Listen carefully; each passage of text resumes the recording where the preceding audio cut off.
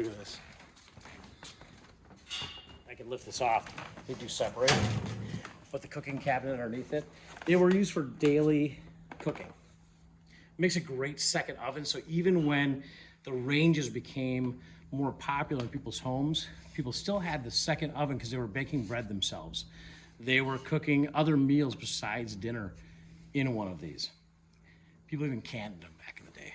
I can tell you a little bit about this NESCO roaster. Is the roaster that we make today. It's 18 quarts, has a dome lid, and is great for turkey cooking or potlucks.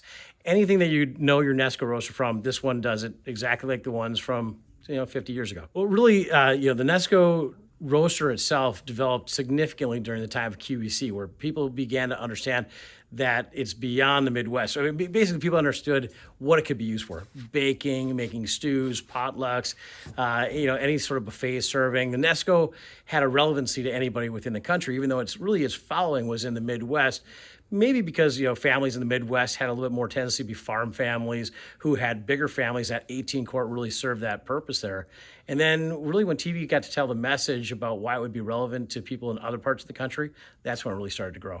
We've always been kind of at a struggle because people commonly refer to any roaster as a NESCO. But the reality is NESCO stands for National Enameling Stamping Corporation, which was first developed in Milwaukee. Then the roaster itself moved out to New York, and it really became synonymous as a roaster only, despite the fact that they made like 300 different products back really in the 40s and 50s during the rural electrification, when the roaster really took off the first time. Then we've been struggling with the idea that, hey, when people say roaster, it's like Kleenex, right? Or say NESCO, it's like Kleenex. And the reality is it's a roaster, and the brand is NESCO. We make a lot of products related primarily to food preservation and preparation.